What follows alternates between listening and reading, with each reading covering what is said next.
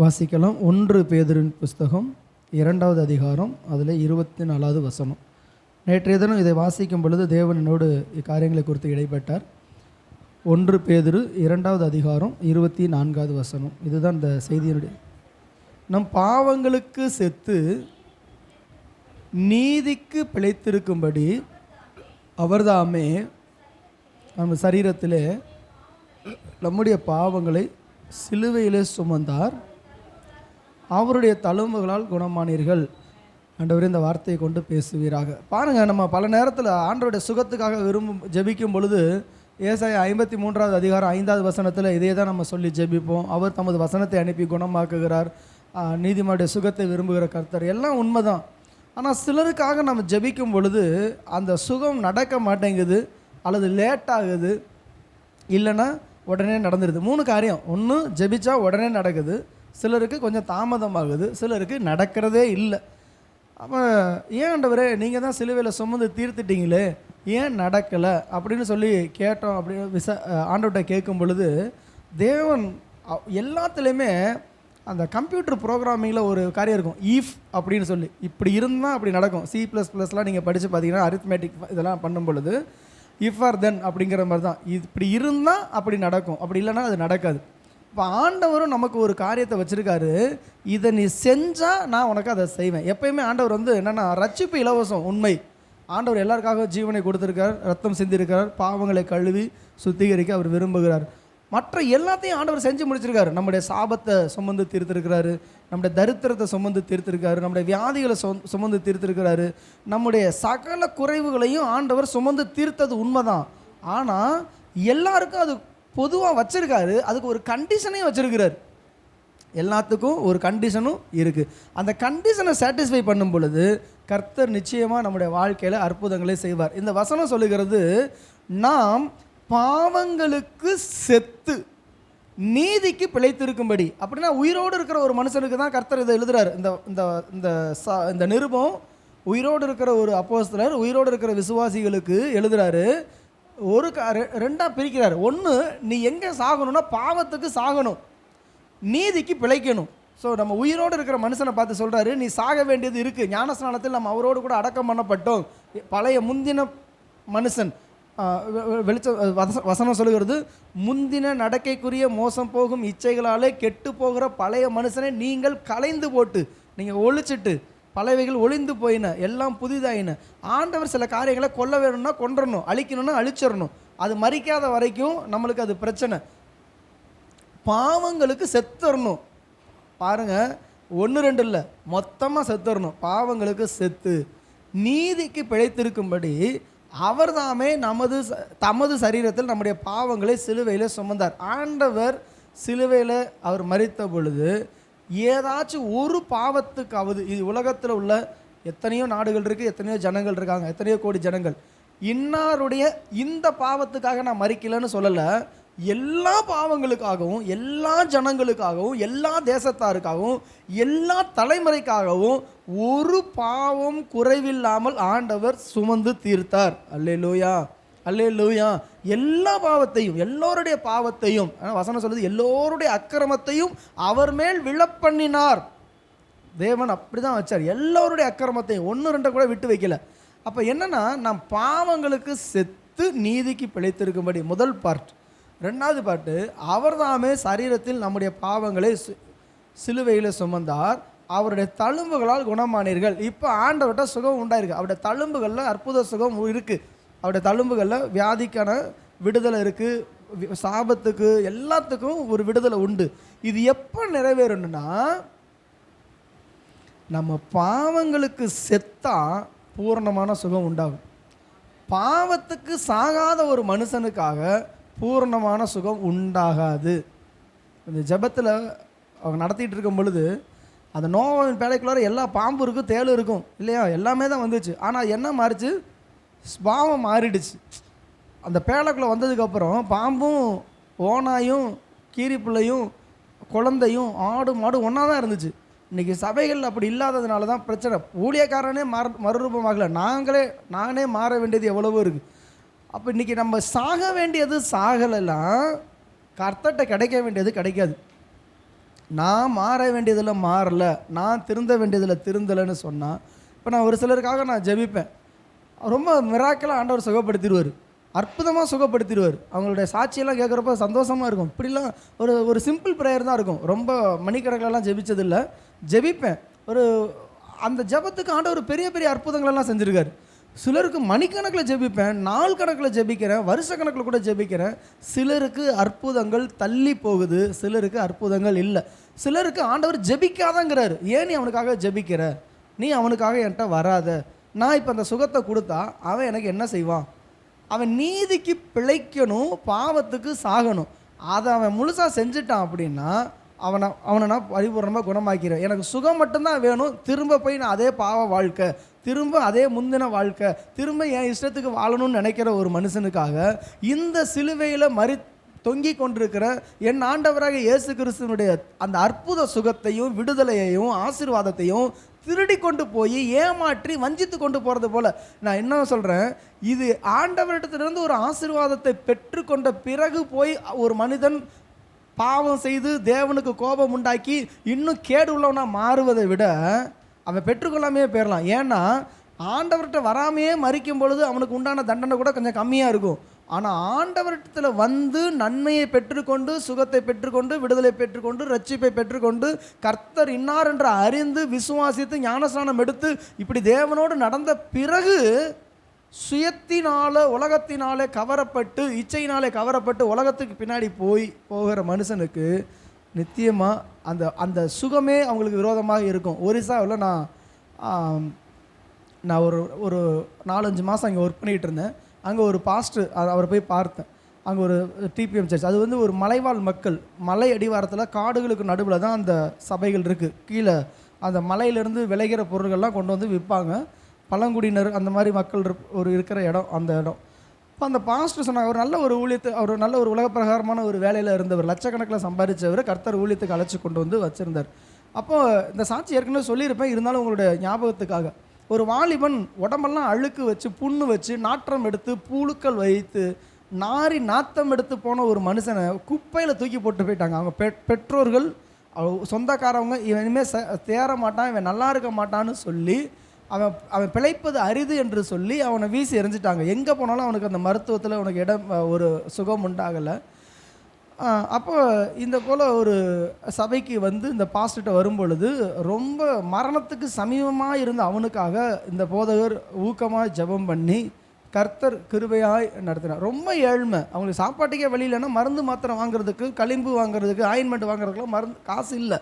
ஆனால் இந்த சபை வந்து மருந்து மாத்திரையை நம்பாத சபை, அதாவது ஆண்டவருடைய தழும்புகளால் தான் நம்ம குணமாகிறோன்னு சொல்லி ஜெபம் பண்ணி எண்ணெய் பூசி ஜெபிச்சு பரிபூர்ண ஆரோக்கியத்தை அந்த மகனுக்கு கொடுத்து நல்ல செழிப்பாகி நல்ல ஆசீர்வாதத்துக்குள்ளே வந்துட்டான். வருஷங்கள் உருண்டு போச்சு. வருஷங்கள் போனது, இப்போ சபையில் நல்ல ஒரு எல்லாரோடய பழகி நல்ல ஒரு ஒரு இதாக இருந்த ஒரு பையன், திடீர்னு அந்த சபைக்கு ஒரு பொண்ணு வர ஆரம்பிச்சு, ஒரு வாலிப பிள்ளை, அது வசதி உள்ள பிள்ளை. அந்த பிள்ளையை பார்த்தோன்னே ஆசை வந்துருச்சு. அந்த ஆசை வந்ததுக்கப்புறம் அந்த பிள்ளைகிட்ட போய் அப்ரோச் பண்ணியிருக்கான், முடியாது அப்படின்னு. அந்த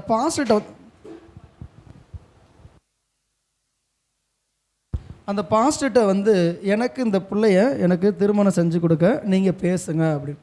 அப்போ அந்த பாஸ்டர் சொல்லியிருக்காரு, எப்போ உன் குடும்பம் எப்படி, அவருடைய குடும்பம் எப்படி, நீ என்ன நிலைமையிலேருந்து இந்த சபைக்கு வந்த, மரணத்துக்கு சமீபமாக இருந்து எல்லாராலையும் கைவிடப்பட்டு வியாதி நடுவில் இருந்து நீ வந்த, இந்த குடும்பத்துக்கு உனக்கு அது ஒத்து வராது, நீ நன்றி இல்லவனா, தேவனுக்கு நன்றி இல்லவனாயிரு, கர்த்தரை சார்ந்துக்கொள், நீ சபைக்குள்ளே வந்தது பரிசுத்தம் அடையதானே தவிர வேறு எந்த காரியத்துக்காக அல்ல, நீ இங்கே இச்சை கொள்ளக்கூடாது, அவங்கள போய் அப்ரோச் பண்ணக்கூடாது அப்படின்னு சொல்லி எவ்வளவோ சொல்லியிருக்காரு. எதற்குமே செவி சாய்க்கல. எனக்கு அந்த புள்ள தான் வேணும், என்ன வேணாலும் பண்ணுங்க, ஆனால் எனக்கு அந்த புள்ள தான் தொடர்ந்து டார்ச்சர். ஒரு கட்டத்தில் என்னென்னா அந்த பாஸ்டர் அடிக்க ஆரம்பிச்சிட்டேன், அடிச்சு எனக்கு அந்த பிள்ளையை கட்டி கொடுக்குற வரைக்கும் நான் உன்னை அடிப்பேன் டெய்லி அடி, தினமும் அடி. ஒவ்வொரு நாளும் அந்த பாஸ்டர் சபையை விட்டு வெளியில் வரும்பொழுது இந்த நபர் வந்து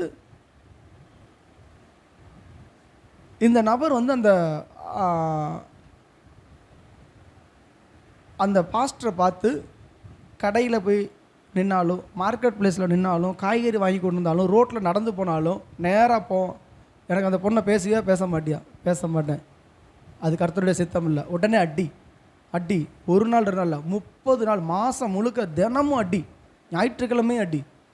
கடைசியில் என்ன நடந்துச்சு தெரியுமா? கொஞ்ச நாள் கழித்து அந்த வியாதி அந்த மனுஷனுக்குள்ளே திரும்ப வந்துருச்சு. எந்த வியாதிக்காக அந்த ஊழியக்காரர் கண்ணீர் விடுத்து ஜெபம் பண்ணி சுகப்படுத்தினாரோ அந்த ஊழியக்காரர் தான் இவர் அடித்தது. அந்த ஊழியக்காரருடைய கண்ணீர் வேதனை, அவர் ஜெபிக்கலை, ஆனால் அவர் சாபம் இடலை, அவர் பொறுமையாக சகிச்சுக்கிட்டு தான் இருந்தார். ஆனால் இந்த மனுஷனுடைய விதை, இந்த மனுஷன் செஞ்சது திரும்ப அவனுக்குள்ளே வந்துச்சு. இப்போ அந்த வியாதி திரும்ப உடம்பெல்லாம் நாற்றம் எடுத்து அழுக ஆரம்பித்த பிறகு, ஐயா நான் தப்பு பண்ணிட்டேன், காலில் விழுந்த என்னை காப்பாற்றுங்க. நோ, கர்த்தர் சொல்லிட்டாரு, நோ, நன்றி கெட்டவன், நன்றி கெட்டவன். சாக வேண்டியது என்றைக்கோ சாகணும், ஆனால் இன்றைக்கி ஜீவனை கொடுத்து வச்சுருந்தா உன் பாவத்துக்கு நீ மறிக்கலை, நீ பாவத்துக்கு செத்து நீதிக்கு பிழைத்திருக்கும்படி. அப்படி இருந்தால் தான் அந்த தழும்புகளால் நீ சுகமாவ. நீ உன் பாவத்திலே தொடர்ந்து இருப்பதற்காக அந்த தழும்புகள் உன்னை குணப்படுத்த வேண்டிய அவசியம் இல்லை. நீ பல நேரத்தில் கர்த்தருடைய வார்த்தையை பெற்றும் அதன்படி செய்யவில்லை என்று சொன்னால் நாம் தேவனுடைய கோபாக்கினைக்கு ஆளாக இருப்போம். எத்தனை முறை, அதாவது தன்மேல் அடிக்கடி பெய்கிற மழையை குடித்து பலன் தராத நிலம் சபிக்கப்பட்டதாக இருக்கும். ஆண்டவர் நம்ம வாழ்க்கையில் அநேக வாக்குத்தத்தங்களை கொடுத்துருக்கார், தீர்க்க தரிசனங்களோடு பேசியிருக்கிறார், தினமும் நம்மளோடு பேசுவார், ஊழியக்காரர் மூலமாக, சொப்பனங்கள் மூலமாக தேவனுடைய வசனத்தை கொண்டு பேசுவார். அப்படி பேசியும் நம்ம கீழ்ப்படியவில்லை என்று சொன்னால் வசனம் சொல்லுது, அது முன்னிலைமை பார்க்கிலும் பின்னிலைமை அதிக கேடுள்ளதாக இருக்கும். அல்லேலூயா, அல்லேலூயா. அப்போ நமக்கு சுகம் சில நேரங்களில் அதுக்காக எல்லாருக்கும் பயப்பட வேண்டிய அவசியம் கிடையாது. ஆண்டவர்கிட்ட கேட்கணும். ஒரு காரியம் நம்மக்கிட்ட டிலே ஆகுது அப்படின்னா ஆண்டவர் என்ன பண்ணுவார்னா நம்மளுக்கு சொல்லி கொடுப்பார். ஒரு விஷயம் சொல்கிறேன், ஏசப்பாவுக்கு நாம் சுகவீனமாக இருக்கிறது அவருடைய சித்தமே அல்ல. நாம் தரித்திரப்பட்டு இருக்கணும்னு அவருடைய சித்தமே அல்ல. நாம் கைவிடப்பட்டு கிடக்கணும் சித்தம் அல்ல. கவலைப்பட்டு கிடக்கணும்னு அவருக்கு சித்தம் அல்ல.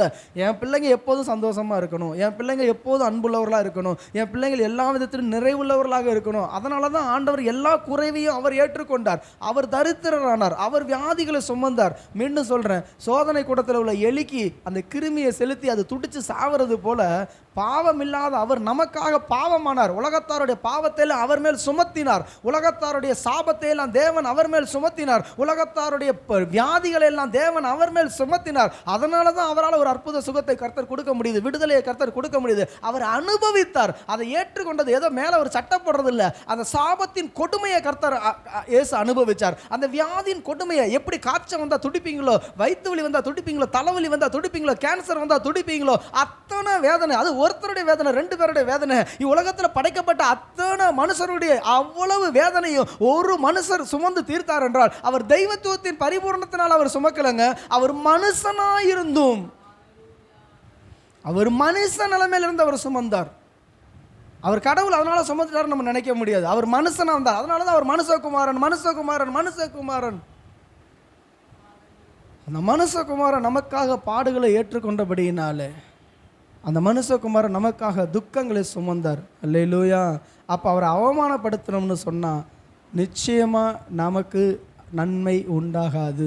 ஸோ ஆண்டவர் நம்மை அழைத்தது அவரை போல ஒரு பரிபூர்ணம் உள்ளவர்களாக இருக்க. அல்லேலூயா, அல்லேலூயா.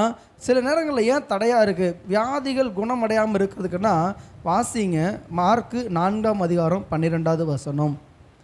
வீட்டில் கூட நீங்கள் போய் நோட் பண்ணிக்கொள்ளுங்க, அல்லது இந்த செய்தி நான் ரெக்கார்ட் பண்ணுறேன். மார்க்கு 4:12, மத்தேயு 13:15, யோவான் 12வது அதிகாரம் 40வது வசனம், அப்போஸ்தலர் 28வது அதிகாரம் 26, 27. ஏதாச்சும் ஒரு வசனத்தை வாசிங்க.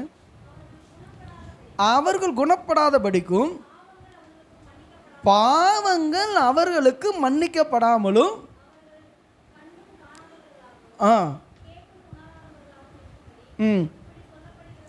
அப்போ என்ன 2க்கு லிங்க் இருக்குன்னா, பாவம் மன்னிக்கப்படாத ஒரு மனுஷனுக்கு குணம் உண்டாகாது. இன்னொரு இடத்துல சொல்லப்பட்டிருக்கு, நான் அவர்களை ஆரோக்கியம் ஆக்காமலும் இருக்கும்படியாக மனம் திரும்பாமலும். 2 விஷயம் நடக்கணும். 1 மனம் திரும்பணும், 2வது பாவம் மன்னிக்கப்படணும், 3வது தேவன் சுகப்படுத்துவார். அல்லேலூயா, அல்லேலூயா.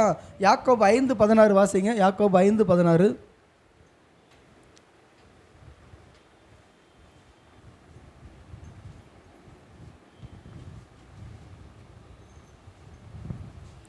நீங்கள் சொஸ்தம் அடையும்படிக்கு உங்கள் குற்றங்களை ஒருவருக்கொருவர் அறிக்கையிட்டு ஒருவருக்காக ஒருவர் ஜெபம் பண்ணுங்கள். அப்போ நம்முடைய குற்றங்களை அறிக்கை செய்யும் பொழுது, நம்முடைய தவறுகளை தேவ சமூகத்தில் அறிக்கை செய்யும்போது, அந்நாட்களிலே மூப்பர்களிடத்தில் வந்து அந்த குற்றங்களை அறிக்கையிட்டு, நான் இந்த பாவத்தை பண்ணிட்டேன், எனக்காக மன்னிங்க. இயேசு கிறிஸ்துக்கிட்ட வரும்பொழுது கூட அவர் சொல்லுவார், ஐயோ நான் வந்து சகையோவாக இருக்கட்டும், ஒவ்வொருத்தையாக இருக்கட்டும், நான் பாவியாகிய மனுஷன், இப்படி சொல்லி சொல்லி தன் பாவங்களை அறிக்கை செய்யும் பொழுது, அப்படி அறிக்கை செய்கிறது என்னென்னா, செஞ்சதை பெருமையாக சொல்கிறதுக்கு இல்லை, மனம் வருந்தி வஸ்திரத்தை அல்ல இருதயத்தை கிழித்து கொண்டு, ஆண்டவரே நான் இவ்வளவு கொடுமையாக நான் வாழ்ந்துட்டேன், அநியாயத்துக்கு நான் வட்டிக்கு கொடுத்துட்டேன், அநியாயத்துக்கு நான் வட்டி வாங்கினேன், அநியாயத்துக்கு அடுத்தவங்களோட நிலத்தை அபகரித்தேன், ஏதோ ஒரு சாபம், ஏதோ ஒரு பாவம், நம் பாவம் மன்னிக்கப்படுவதற்காக பாவங்களை அறிக்கையிட்டு மனம் திரும்பி ஒருவருக்காக ஒருவர் ஜெபம் பண்ணுங்கள். சங்கீதம் 103:3 சொல்லப்பட்டிருக்கு. சங்கீதம் 103:3, நம்முடைய அக்கிரமங்களை எல்லாம் நமக்கு மன்னித்து தான் இயேசு குணமாக்குவாராம். அல்லேலூயா, அல்லேலூயா, அல்லேலூயா. ஸோ உலகத்தில் பெரும்பாலான வியாதிகள் 3 காரியங்களால் வருகிறது. ஒன்று இயற்கையினால் வருகிறது. சொல்லுங்கள், எதனால் வருது? இயற்கை. அது நம்மளுடைய மலையில் நனைஞ்சிட்டோம், சிலருக்கு டஸ்ட் அலர்ஜி இருக்கும், தண்ணியில் சில தண்ணி சேராது, சிலர் ஐஸ்கிரீம் சாப்பிட்ருப்பாங்க, சிலர் இது போன்ற இயற்கையினால் ஏற்படக்கூடிய வியாதிகள் அது இயல்பு, எல்லாருக்குமே வரும். அதனால் அதுவும் வராதுன்னு நான் சொல்ல வரல, நிச்சயம் வரும். வெயில் காலத்தில் சில நேரத்தில் சிலருக்கு கட்டிகள் வரும், சூட்டு கோட்டிகள் வரும், தலைவலி அதிகமாகும், பாடி பெயின் அதிகமாக இருக்கும். காற்றுல நீங்கள் போகும்பொழுது உடம்பு பாடி பெயின் வரும், காற்றடி காலத்தில், குளிர்காலம், இப்படி இயற்கையினால் வரக்கூடியது வேறு. 2வது உணவு பழக்க வழக்கங்கள். நம்ம வந்து நம்ம உடம்புக்கு ஒத்துக்காததை போய் நம்ம சாப்பிட ஆரம்பிச்சிட்டோம் அப்படின்னு சொன்னால் அது நிமித்தம் வியாதி பிறகும். அதை தொடர்ந்து சாப்பிடும் பொழுது கல்லீரல் பாதிக்கப்படும், குடல் பாதிக்கப்படும், அப்படி அந்தந்த காரியங்கள். 3வது பாவம். என்னது? பாவம். சிகரெட்டு, சாராயம், விபச்சாரங்கள், இப்படி அந்த தேவையில்லாத அந்த பாவத்தை செய்யும் பொழுது அது நிமித்தம் உள் உறுப்புகள் எல்லாம் பாதிக்கப்பட்டு அந்த வியாதிகள் வருவது இயற்கை. அடுத்ததாக சாபம். தலைமுறையாக தொடர்கிற சாபம். யாராவது ஒருத்தருடைய வாழ்க்கையை கெடுத்திருப்பாங்க, எங்கேயோ ஒருத்தர் குடும்பத்தை கெடுத்திருப்பாங்க, அந்த குடும்பம் கெடுக்கப்பட்டவங்க அவங்க சாப விடுவாங்க, என் குடும்பம் நாசமானது போல் உன் குடும்பம் நாசமாகணும், என் பிள்ளை இன்றைக்கி தவிக்குது பட்டினியால், பசியால், வியாதியில், அதே போல் நீயும் அதை நீ அனுபவிக்கணும்னு சொல்லி அவங்களுடைய சாபங்கள். அடுத்தவங்களுக்கு வரக்கூடிய நன்மைகளை கெடுத்ததுனால அடுத்தவங்களுக்கு வரக்கூடிய சாப்பாட்டை நம்ம கெடுத்திருப்போம், வருமானத்தை கெடுத்திருப்போம், வேலையை கெடுத்திருப்போம், திருமணத்தை கெடுத்திருப்பாங்க. அந்த நமக்கு அந்த சாபம் வரும், நம்ம பிள்ளைகளுக்கு வரும். அந்த சாபத்து நிமித்தம் வியாதிகள் பெருகும். அடுத்தது மிக முக்கியமானது, வேதத்தின் அடிப்படையில் பார்க்கும் பொழுது பாவத்தின் விளைவே கர்த்தருடைய சத்தத்துக்கு செவிகொடாது இருக்கிற அதனால தான் வியாதிகள் அதிகமாகிறது. நான் ரொம்ப கொஞ்சம் வேகமாக நான் போக விரும்புகிறேன். அல்லேலூயா, அல்லேலூயா. நோட் பண்ணிக்கொள்ளுங்க. சங்கீதம் 38:3 சொல்லுது. சங்கீதம் 38 சொல்லுது, மரணத்துக்கு ஏதுவான ஒரு பாவம் இருக்குமென்றால். 1 யோவான் 5:16. நீங்கள் நோட் பண்ணிக்கொள்ளுங்க, தயவுசெய்து நோட் பண்ணிக்கொள்ளுங்க. நான் வந்து சொல்லிட்டு போகிறேன், நீங்கள் நம்ம யூடியூப்பில் நான் அப்லோட் பண்ணுறேன். நேரம் நமக்கு மிக குறைவாக இருக்கிறபடினால நான் வேகமாக போகிறேன், நீங்கள் ஃபாலோ பண்ணிங்க. நம்முடைய பாவம் மன்னிக்கப்படாத பொழுது அல்லது மரணத்துக்கு ஏதுவான பாவத்தை செய்யும் பொழுது நாம் சுகமடைய மாட்டோம். 2வதாக மிக முக்கியமான காரியம், நீதிமொழிகள் 20:20 வாசிக்கும் பொழுதும் அல்லது உபாகமம் 5:16 வாசிக்கும் பொழுதும் பெற்றோரை தூசிக்கிறதுனால, பெற்றோரை அவமானப்படுத்தி, பெற்றோரை அடித்து, பெற்றோரை காயப்படுத்தும் பொழுது வியாதிகள் வரும். 3வதாக அந்நிய தெய்வங்கள்கிட்ட போய் விசாரிப்பாங்க. அதாவது ஜோசியம், ஜாதகம் அப்படின்னு சொல்லி பார்க்கும் பொழுது, நீங்கள் 2 ராஜாக்கள் 1வது அதிகாரம் 3-4 பார்க்கும் பொழுது, வியாதிப்பட்ட எரபியாவுடைய பிள்ளை வரும்பொழுது நீ அங்கே தானே போய் விசாரிச்ச, இது நிமித்தம் வியாதி நீங்காமல் கட்டில் இறங்காமல் நீ செத்து போன அபியா தீர்க்கதரிசி சொல்லிட்டு செத்துருவார். அதே போல் தானியேல் 4வது அதிகாரம் 30-33 வாசிக்கும் பொழுது, வசதி வந்துருச்சுன்னா இருதயம் கர்வம் அடைஞ்சிரும்.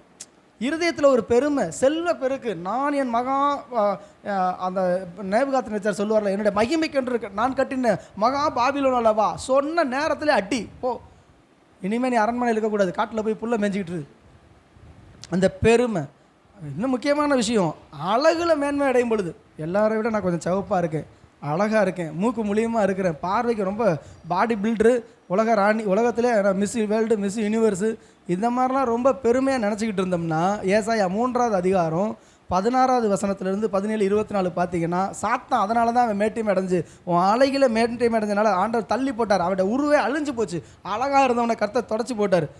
6வது முக்கியமான விஷயம், அடுத்தவன் மனைவி மீது ஆசை வைக்கும் பொழுது, அடுத்தவன் மனைவி மீது நீ ஆசை வச்சா இச்சை கொண்டு இச்சையோடு அவளை நோக்கி பார்த்தா வியாதி பிடிக்கும். ஆதியாகமம் 12:17 படித்து பார்த்தீங்கன்னா அங்கே தேவன் ஆபிரகாமின் மனைவியாகிய சாராய் நிமித்தம் அந்த குடும்பத்தை வாதிப்பார். ஏன்னா அவன் சாராய் மேலே அவன் கண்ணு வச்சதுனால இவனுக்கு மாத்திரம் இல்லை, அந்த நாட்டில் உள்ள அத்தனை பேருக்கும் வியாதி வந்துடும்.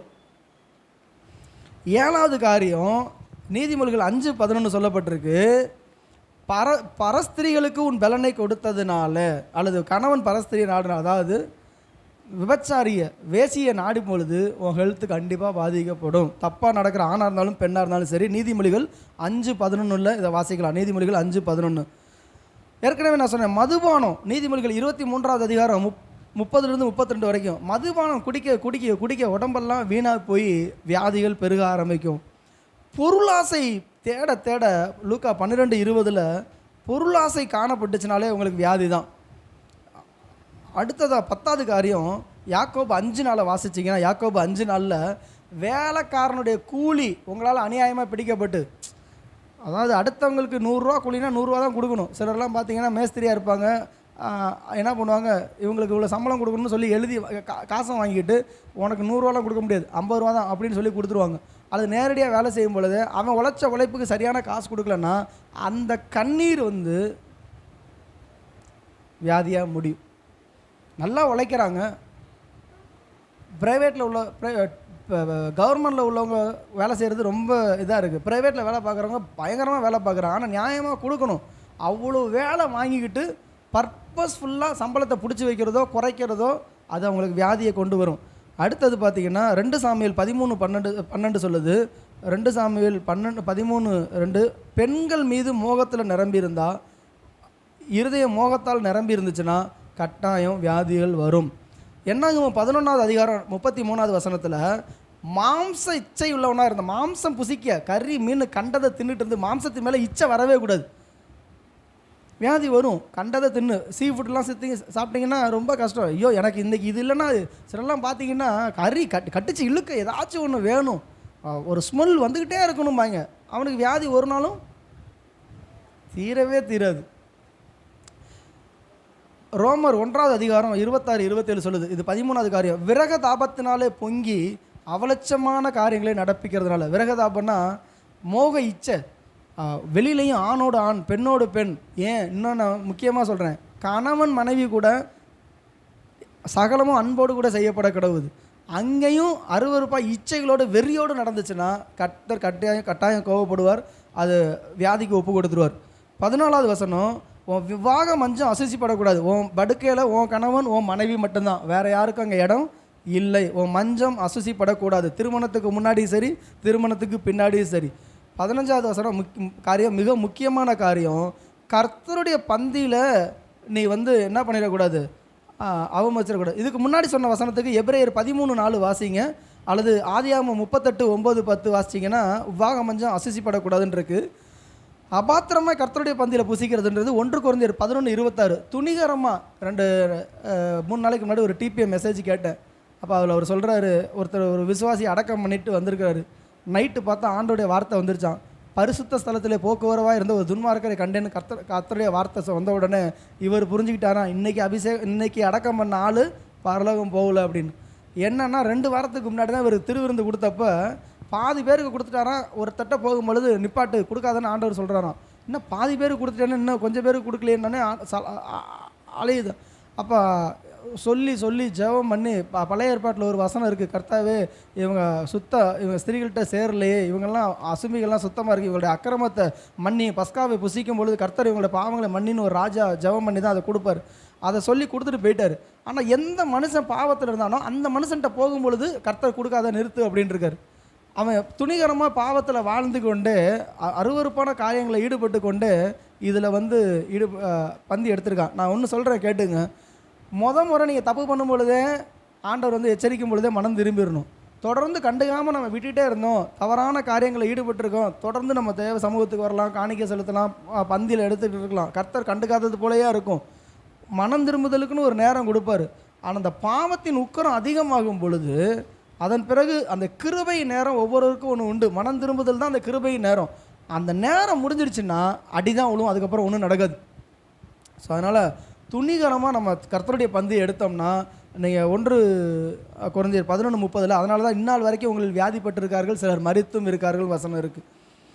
அடுத்த ஜனங்களை சோரம் போக பண்ணி நீ அவர்களுக்கு தெய்வமானாயோ. இது ரொம்ப முக்கியமான விஷயம். என்னன்னா, எந்த ஊழியக்காரனோ ஊழியக்காரியோ அல்லது கர்த்தருடைய பிள்ளைகளோ கர்த்தரண்டை நடத்தாமல் என்கிட்ட வா, நான் உனக்காக ஜெபம் பண்ணுறேன், நான் உனக்காக சுகத்தை வாங்கி கொடுக்குறேன், நான் உனக்காக தீர்க்க தரிசனம் சொல்கிறேன், இப்படி ஜனங்களை கர்த்தர்கிட்ட அந்த ஊழியத்துக்கு போகாது இங்கே போகாதுன்னு சொல்லி ஜனங்களை கண்ட்ரோல் பண்ணி தேவனை தேட விடாமல் என்னையே நீ ப்ரைஸ் பண்ணு. பாஸ்டர் ஜெபிச்சாரு நடந்துச்சு, பிரதர் ஜெபம் பண்ணாங்க நடந்துச்சு, சிஸ்டர் ஜெபம் பண்ணாங்க நடந்துச்சு. ஜனங்களை எதுக்கெடுத்தாலும் உனக்கு எது வேணாலும் நீ என்னையை அணுகவும், என்ன கேட்கவும். கர்த்தரை நோக்கி பாரு. ஆபத்து காலத்தில் யாரை நோக்கி கூப்பிடணும்? தேவனை நோக்கி கூப்பிடணும், ஊழியக்காரன் நோக்கி கூப்பிடக்கூடாது. அப்படி நடத்தின ஊழியக்காரன் ஆபத்தில் மாட்டிக்குவோம். அல்லேலூயா. 2 நாளாகமம் 26ஆம் அதிகாரத்துலையும் அப்போஸ்தலர் 5ஆம் அதிகாரம் 36-37 நீங்கள் பார்க்கலாம். வேத வார்த்தையை புரட்டுகிற மனுஷன், சத்தியத்தை சத்தியமாய் போதிக்காமல் வெளிப்படுத்தின விசேஷம் 22ஆவது அதிகாரம் 18ஆவது வசனத்தில் சத்தியத்தை புரட்டுகிற மனுஷனுக்கு வியாதிகள் வரும், அது போகாது. அசுத்தமாய் பரிசுத்த ஸ்தலத்தில் நடக்க துணிந்தாயோ. 1 சாமுவேல் 2ஆம் அதிகாரம் 22ஆவது வசனம். அந்த ஏலியின் பிள்ளைகள் அந்த காரியங்களை செய்வாங்க, விபச்சாரம் பண்ணிக்கிட்டே வந்து ஊழியர் செய்வாங்க. இன்றைக்கி எத்தனையோ ஊழியக்காரன் அந்த காரியத்தை ஈடுபட்டு இருக்கிறான். பெண்களை அருவருப்பாக பார்க்கறது, இருதயத்தில் இச்சிக்கிறது. இது ரொம்ப ஒரு கொடுமை. என்னென்னா, இது ரொம்ப டீப்பாக போனோன்னா செய்தி முடிக்க முடியாது, அப்புறம் ஜெபத்துக்கு போக முடியாது. அதனால் நான் இன்னும் ஒரு காரியத்தோட இன்னும் 2 காரியத்தோடு நிப்பாட்டிட்டு மீதி இருக்க 20 காரியத்தை அடுத்த நாள் நான் சொல்கிறேன். கற்பனை உலகத்திலே வாழ்ந்துகிட்டு இருப்பாங்க. இதுக்காக தான் நீங்கள் முக்கியமாக ஜெபிக்கணும். என்னோடய ஜெப குறிப்பு கூட அதுதான். பிரதர் நீங்கள் ஜெபிங்க. என்னென்னா, கற்பனையிலே ஒருத்தனை கோவப்பட்டு அவனை அடிக்கிறோம் பாரு, அவனை நொறுக்கிறோம் பாரு, அவன் குடும்பத்தை கெடுக்கிறோம் பாருன்னு சொல்லி கற்பனையிலே இருந்துகிட்டு இருப்பாங்க. ஆக்சுவலாக நடக்காது. கற்பனையிலே சாப்பிட்டுட்டு இருப்பான், கற்பனையிலேயே ஒரு பொண்ணோட வாழ்ந்துட்டு இருக்கிறது போல் இருப்பான், நினச்சிக்கிட்டே இருப்பான். அவன் என்னமே பார்த்தாலே, ஒரு நபரை பார்த்தாலே கற்பனையெல்லாம் தப்பாக தான் போயிட்டுருக்கும். உள்ளுக்குள்ளார நேரில் பார்க்குறப்ப ப்ரைஸ் லார்ட் நல்லா இருக்கீங்களாம்பாங்க. ஆனால் உள்ளுக்குள்ளே பார்க்கும்பொழுதே முகரை பார்க்குறது, உடம்போட அங்கத்தெல்லாம் பார்த்து, இதெல்லாம் என்னென்னா கர்த்தருக்கு அருவருப்பான காரியம். அசுத்தமாய் பரிசுத்த ஸ்தலத்தில் துணி நடக்க. நாங்கள் அன்றைக்கி போன வாரம் நாங்கள் ஒரு இடத்துல ஜெபம் பண்ண போயிட்டு இருந்தப்போ ஒரு ஊழியக்காரர் சொன்னார், இப்போ இந்த மாதிரி வாலிபர் கூட்டம்லாம் நடக்குது இல்லையா, இங்கே ஜிகாரன் நடந்த பொழுது கூட நான் ஒரு கம்பெனியில் வேலை பார்த்தேன். சில வாலிபர்கள் வருவாங்க. எதுக்குன்னா, ஜெப கூட்டத்துக்கு வரக்கூடிய பெண்களை சைட் அடிக்கிறதுக்காக வருவான். அவன்லாம் உருப்பிடுவான்னு நினைக்கிறீங்க? மேயிற மாட்டை இன்னொரு மாடு கெடுத்து வைக்கிறது மாதிரி வந்து கெடுத்து வச்சுட்டு போயிடுவானுங்க. ஸோ கர்த்தருடைய கோபம், ரத்தம் சிந்தி மீட்கப்பட்ட பிள்ளைகளை இப்படி வந்து அபகரித்து போகணும், ஆசையை தூண்டணும்னு சொல்லி வரும்பொழுது அந்த பரிசுத்த ஸ்தலத்தில் அசுத்தமான பாத்திரங்கள் துணிஞ்சு நடக்கும் பொழுது கர்த்தர் நிச்சயமாக அடிப்பார். கோபம் வரும், வியாதிகள் வரும். சாத்தானுக்கு செவி கொடுக்கும் பொழுது 1 நாளாகமம் 21:1 படிக்கும் பொழுது தாவீது வந்து சாத்தான் ஏவி விடுவான் ஜனங்களை என்னன்னு சொன்னான். நடந்தது என்னென்னா, ஜனங்களில் செத்து போயிடுவாங்க. ஆண்டவர் அடித்த அடியில் வாதை வந்து காலி பண்ணிட்டு போயிடும். 20வது, கர்த்தருடைய சத்தத்துக்கு செவி கொடாமல் போனாயோ. உபாகமம் 28:15 படித்து பார்த்தீங்கன்னா, சாபத்தை குறித்து சொல்லும் பொழுது, இப்பொழுது சொல்லப்படுகிற கர்த்தருடைய வார்த்தைகளுக்கு நீ செவி கொடாமல் போனால் இதன் பிறகு சொல்லப்படுகிற சாபங்கள் வந்து உன்மேல் பழிக்கும், உனக்கு வியாதி வரும், எல்லாம் புண்ணு வரும். நான் இந்த 20 பாயிண்டோட நான் நிப்பாட்டிக்க விரும்புகிறேன். சொன்னால் நான் டைம் ஜெபத்துக்கு நேரம் இருக்காது. ஸோ நல்லா தெரிஞ்சுக்கொள்ளுங்க, நம்முடைய சாட்சி ரொம்ப முக்கியமானது. நம்முடைய கண்கள் தூய்மையானதாக இருக்கணும், நம்முடைய எண்ணங்கள் தூய்மையானதாக இருக்கட்டும். சபைக்குள்ளே வந்து ஒரு மனுஷன் பரிசுத்தம் அடையலைன்னா ஒன்று அந்த சபை வேஸ்ட்டு, இல்லைன்னா நாம் வேஸ்ட்டு. துணி துவைக்கிறவன் அவன் ஆடு கொடுக்குறான், அப்படியே அழுக்காக பிடிச்சி சேறு சகதியமாக இருக்கக்கூடிய கரை பிடிச்ச துணியை எங்களோட டிடர்ஜெண்ட்டை ஊற்றினா அப்படியே பளிச்சுன்னு வெள்ளை போல் வருதுன்னு. அதெல்லாம் நடக்காது. உண்மையிலுமே அதெல்லாம் வந்து விளம்பரம். ஆனால் இயேசு கிறிஸ்துவின் ரத்தம் சகல பாவங்களை நீக்கி நம்மை சுத்திகரிக்கும். சுத்திகரிக்கலைன்னா ரத்தத்தில் பிரச்சனை இல்லை, ஏசப்பாவோட ரத்தத்தில் பிரச்சனை இல்லை, ஏன் மனசாட்சியில் பிரச்சனை. நான் இன்னும் விசுவாசிக்கிறேன், நான் இன்னும் கீழ்ப்படியில. அல்லேலூயா, அல்லேலூயா, அல்லேலூயா. நிறைய விஷயங்கள் இருக்குங்க. கர்த்தருக்கு சித்தமான நான் அந்த ஞாயிற்றுக்கிழமை வரும்பொழுது இதை நான் எடுக்க விரும்புகிறேன். ஸோ ரொம்ப கவனமாக இருக்கக்கூடிய காரியம் என்னென்னா, நம்முடைய அக்கிரமம் மன்னிக்கப்பட வேண்டும். இன்னும் ஒரு விஷயம் சொல்கிறேன். ஒரு ராஜா நாட்டில் இருக்கார், அந்த ராஜாவோடைய பிள்ளை ரோட்டில் பிச்சை எடுத்துகிட்டு தெரிஞ்சால் அந்த ராஜாவுக்கு அவமானம். என் வீட்டில் அவ்வளோ செல்வங்கள் இருக்குது, சாப்பாடு இருக்குது, நீ என்னடா தட்டை தூக்கிட்டு வீடு வீடாக தெரிஞ்சிட்டு இருக்கு அப்படின்னு சொல்லுவான். அதே போல் தான் நம்முடைய தேவன், அவர் வியாதி இல்லாதவர். என் ஆண்டவர் சீக்கு பிடிச்சவர் இல்லை, அங்கே இருமிட்டு உட்காரல, சளி சிந்திட்டு உட்காரல, முதுகு வலிக்குதுப்பா, ரொம்ப நாளாக சிங்காசனத்தில் உட்காந்துருக்கேன், இடுப்பு புரியுதா உங்களுக்கு? அவர் வந்து பரிபூர்ணமான தேவன். அந்த பரிபூர்ணமான தேவன் நம்மையும் பரிபூர்ணமாக இருக்கவே அழைச்சிருக்கிறாரு. நம்ம ஆரோக்கியமாக இருக்கிறது தான் தேவ சித்தம். நம்ம சுகமாக இருக்கணும், நம்ம நல்லா இருக்கணும், நம்ம வந்து சந்தோஷமாக இருக்கணும். படுக்கையிலே விழுந்து கிடக்கக்கூடாது, கை கால் வராமல் போயிடக்கூடாது, கண்ணு தெரியாமல் போயிடக்கூடாது. பாருங்கள், கீழ்ப்படியாத மோசைக்கு கூட ஆண்டவர் கண்ணு இருளடைய செய்யலை. இஸ்ரவேல் ஜனங்கள் வந்து 40 வருஷம் முறுமுறுத்தாங்க. ஆனால் அவங்க இஸ்ரவேல் கோத்திரத்தால் பலகீனப்பட்டவன் ஒருவனும் இருந்தது இல்லை. அவங்க கால் வீங்கலை, வஸ்திரம் பழமையாகி போகல. அவர்களுக்கே தேவன் அப்படிப்பட்ட ஒரு கிருபை இருந்துச்சுன்னா என்ன ரீசன்னா, அவங்க மேகத்துக்குள்ளாக இருந்தாங்க. அது பரிசுத்த ஆவியானுடைய ஆளுகையில் இருந்தாங்க. எந்த ஒரு மனுஷன் பரிசுத்த ஆவியானுடைய ஆளுகைக்குள்ள நம்ம இருக்கிறோமோ நம்மளுக்கு வியாதி இருக்காது. அல்லேலூயா, அல்லேலூயா. அப்போ நம்ம எங்கே பிரச்சனை வருதோ, நான் மீண்டும் சொல்கிறேன், சாப்பாட்டினால பிரச்சனைனா அதை சரி செஞ்சுட்டு போயிடலாம். இயற்கை சூழ்நிலையால் பிரச்சனை வருதுன்னா, மலையில் நனைஞ்சிட்டேன்னா ஏதோ ஒரு மாத்திரையை போட்டு ஒரு கஷாயத்தை வச்சு குடிச்சு சரி பண்ணிட்டு போயிடலாம். ஆனால் பாவத்தினாலும் சாபத்தினாலும் வந்ததுக்கு எந்த மருந்து மாத்திரையும் இல்லை. ஏசு கிறிஸ்து ஒருவரே. ஏசு கிறிஸ்துவுடைய காயம்தான், ஏசு கிறிஸ்துவோட ரத்தம். அவருடைய கைகளை அவர் நோக்கி பார்க்கணும். அவருடைய காயப்பட்ட கரத்தை நீங்கள் நோக்கி பார்க்கும் பொழுது கர்த்தர் பரிபூர்ண விடுதலையே கொடுப்பார். அல்லேலூயா, அல்லேலூயா. அப்போ 12 வருஷம் பெரும்பாடுள்ள ஸ்திரீ அநேக வைத்தியர்களால் ஊரில் உள்ள எல்லா டாக்டரையும் பார்த்துட்டா, வெளிநாடு உள்நாடு எல்லாம் பார்த்துட்டா, காசெல்லாம் போயிடுச்சு. அது என்ன வசனம் இருக்குன்னா, இன்னும் அதிக வருத்தம் தான் பட்டாலே தவிர வியாதி குணமாகலை, சற்றாயிலும் குணமடையலை. அதிக வருத்தப்பட்டா, அதிக செலவு பண்ணி நீ ஜீரோ. ஆனால் ஒன்று செஞ்சா, ஏசுக்கிட்ட வந்துட்டா. நான் என்ன சொல்கிறேன், எல்லாம் போனதுக்கப்புறம் ஏசுக்கிட்ட வர்றதுக்கு முன்னாடி கொஞ்சம் கொஞ்சம் நம்மக்கிட்ட இருக்கும்போது ஏசப்பாவுடைய வஸ்திரத்தை பிடிச்சிக்குங்க. வேறு யாரும் பேதுரு வஸ்திரத்தை பிடிச்சா நடந்திருக்காது, கூட போன வஸ்திரத்தை பிடிச்சா தான் நடந்திருக்காது. கரெக்டாக பிடிக்க வேண்டியவரை பிடிச்சா சுகம் உண்டாகும். அல்லேலூயா, அல்லேலூயா. தகப்பனே உண்மை துதிக்கிறேன், ஸ்தோத்தரிக்கிறேன்னப்பா.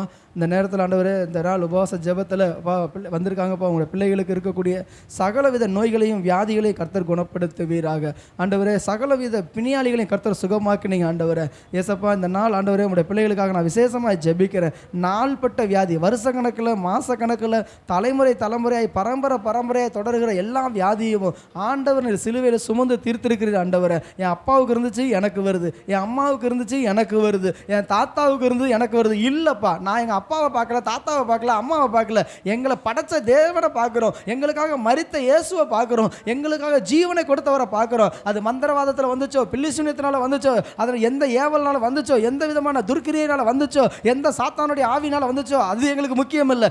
எங்களுக்காக ஜீவனை கொடுத்த இயேசு பெரியவராக இருக்கிறார். ஆண்டவர், இன்றைக்கு நாங்கள் எங்களை உமக்காக ஒப்பு கொடுக்கிறோம். ஆண்டவர், எங்களை எடுத்து ஆண்டவர் சுகப்படுத்துவீராக, எங்களை ஆறுதல் படுத்துவீராக. ஆண்டவரே, எங்களுடைய வியாதி உம்முடைய மகிமைக்கு அது ஆண்டவரே அது மகிமை கொடுக்காதப்பா. நாங்கள் ஆரோக்கியமாக இருக்கிறது தான் தேவனுக்கு மகிமை, நாங்கள் சுகமாக இருக்கிறது தான் தேவனுக்கு மகிமை. அப்படியே கரங்களை தலையில் கையை வச்சுட்டு எந்தெந்த இடத்துல என்னென்ன பிரச்சனையோ ஆண்டவர்கிட்ட சொல்லி ஒரு விஷயம் எல்லாரும் ஜெபிக்கலாமா, ஒரு விஷயம் ஜெபிக்கலாமா. ஆண்டவரே அப்பா, என் நரம்பு சம்பந்தப்பட்ட எல்லா வலி வேதனைகள் நீங்கட்டும், என் தலைவலிகள் மாறட்டும் இயேசுவின் நாமத்தில். அது என்னுடைய வலி அல்ல, இந்த வலியெல்லாம் தூக்கி எறிகிறேன், சிலுவையின் மேலே தூக்கி எறிகிறேன். ஏசப்பாவுடைய காயப்பட்ட கரங்களால் அது பரிபூர்ண சுகம் உண்டாகட்டும். ஆண்டவரே, எல்லா எலும்பு வலிகள் மாறட்டும், மூட்டு வலிகள் மாறட்டும். ஆண்டவரே, மோஷன் ப்ராப்ளம் மாறட்டும். ஆண்டவரே, லங்ஸ் ப்ராப்ளம் மாறட்டும். இதயத்தில் இருக்கக்கூடிய ஆண்டவரே அந்த வாழ்வு நல்லா துடிக்கட்டும். ஆண்டவரே, ஹார்ட் பீட் நல்லா இருக்கட்டும். ஆண்டவரே, கர்த்தர் கிருபை கொடுப்பீராக, கிருபை கொடுப்பீராக, கிருபை கொடுப்பீராக. சுவாச பிரச்சனைகள் மாறட்டும், ஆஸ்துமா மாறட்டும், சளி தொந்தரவுகள் மாறட்டும். ஆண்டவரே, நாள்பட்ட இருமல்கள் மாறட்டும், மூச்சு வாங்குற நிலைமைகள்லாம் மாறட்டும். கர்த்தர் ஒரு பரிபூர்ண சுகத்தை கர்த்தர் கொடுப்பீராக. ஸ்திரீகளுக்குரிய வழிபாடுகள் ஆண்டவரே, அப்நார்மலாக இருக்கக்கூடிய எல்லா ஹெவி ப்ளீடிங் எல்லாம் மாறுவதாக ராஜா. ஆண்டவரே, கர்த்தர் ஆண்டவரே பரிபூர்ண விடுதலையை கர்த்தர் நீங்க கொடுங்கப்பா. கர்ப்பத்தை தொடுங்க ஆண்டவரே, வயிற்று பகுதியை தொடுங்க, கல்லீரலை தொடுங்க, ஒவ்வொருடைய கல்லீரலில் கர்த்தர் சுகம் கொடு உண்டாகட்டும். ஆண்டவரே, கொலஸ்ட்ரால் கண்ட்ரோலுக்கு வருவதாக, சுகர் நார்மலாய் வருவதாக, என் ஆண்டவருடைய அற்புத சுகம் உண்டாகட்டும் அப்பா. ஆண்டவரே அப்பா, முடமாக இருக்கிறது பிசகி போகாதபடிக்கு என் ஆண்டவர் சுகப்படுத்துங்க. எந்தெந்த ஆண்டவரே விரல்கள் எந்தெந்த பகுதிகள் முடங்கி கிடக்குதோ, செயல்படாமல் இருக்கோ, அத்தனை கர்த்தர் ஒரு பரிபூர்ண சுகத்தை கொடுங்க. ஆண்டவரே, இந்த நாளில் இந்த செய்தியை ஆன்லைனில் பார்க்குறவங்களுக்கு கூட கர்த்தர் அப்படிப்பட்ட ஒரு சுகத்தை கொடுங்க. பிள்ளை பேர் இல்லாமல் தவிக்கிற அத்தனை பேருக்கு கர்த்தர் குழந்தை பாக்கியத்தை கர்த்தர் கொடுத்து நடத்துங்கப்பா. என் தேவனுடைய சுகமளிக்கிற வல்லமை ஒவ்வொரு மேலும் செயல்படுவதாக. ஆண்டவரே, ஆண்டவரே, என் வியாதி இன்னும் சொல்லலையே, இந்த பிரச்சனையை சொல்லலையேன்னு சொல்லி அப்பா தவிக்கிற பிள்ளைகளுக்கு கர்த்தர் அற்புத சுகத்தை கொடுங்க. Cancer மறைவதாக, AIDS மறைவதாக. என் ஆண்டவருடைய சுகம் ஆண்டவரே அற்புத வல்லமை விளங்கட்டும், கண்கள் தெளிவடையட்டும், காதுகள் திறக்கப்படுவதாக. இயேசுவின் நாமத்தில் ஒரு பரிபூர்ண சுகம் உண்டாகட்டும். இங்க ஜெபிக்கிறவங்களுக்கு மாத்திரமல்ல, இவர்கள் யாருக்கெல்லாம் மனசுல நினைச்சு ஜெபிக்கிறாங்களோ, பிள்ளைகளுக்காக, பேர பிள்ளைகளுக்காக, அம்மாவுக்காக, யாருக்காக ஜெபிக்கிறாங்களோ அத்தனை பேருக்கும் என் ஆண்டவருடைய காயப்பட்ட கரம் அவர்களுக்கு ஆண்டவரே பட வேண்டுமாக ஜெபிக்கிற. அவங்க பாவங்களை மன்னியும் ஆண்டவரே, பாவங்களுக்கு செத்து நீதிக்கு பிழைக்கத்தக்கதாக தேவ பலன் அவர்களுக்கு உண்டாய் இருப்பதாக ஒரு உன்னத பலன் கொடுங்கப்பா. மருந்து மாத்திரைக்காக இடம் கொடுத்து ஆண்டவரே வீடு முழுக்க மருந்து மாத்திரையுமா வச்சுக்கிட்டு அதில் உயிர் வாழ்ற நிலைமை கூடாது. இயேசுவின் நாமத்தில் கல்வாரி சிலுவை நாங்கள் நோக்கி பார்க்கிறோம். வெண்கல சர்ப்பம் அன்றைக்கு மோசையினால் ஏற்படுத்தப்பட்ட அந்த சர்ப்பத்தை நோக்கி பார்த்தவர்கள் பிரகாசம் அடைந்தார்களப்பா. அவர்கள் சுகம் உண்டாச்சப்பா. இன்றைக்கு எங்களுக்காக உயர்த்தப்பட்ட, எங்களுக்காக மரித்த இயேசுவை நாங்கள் நோக்கி பார்க்கிறோம். இன்றைக்கு ஒரு அற்புத சுகம் உண்டாகட்டும். வருகிற நாட்கள் நம்முடைய பிள்ளைகள் சாட்சி சொல்லட்டும், என் தேவன் என்னை சுகப்படுத்தினார், என் தேவன் எனக்கு விடுதலை கொடுத்தார், இன்று கண்ட எகிப்தியனை என்றைக்கும் காண்பதில்லை என்ற வார்த்தையின்படி கர்த்தரின் அற்புதமாய் நடத்துங்கப்பா. தேவ மகிமைக்காக, தேவ மகிமைக்காக யோவான் 9ஆம் அதிகாரத்தில் சொல்லப்பட்டபடி கர்த்தருடைய நாம மகிமைக்காக நீ சுகப்படுத்துவீராக. இயேசுவின் நாமத்தில் பிதாவே, ஆமேன், ஆமேன். அமர்ந்து கொள்ளலாம். தொடர்ந்து நம் மத்தியில் ஜெபத்தை நடத்துவதற்காக ஜெரால் பிரதரை அழைக்கிறேன்.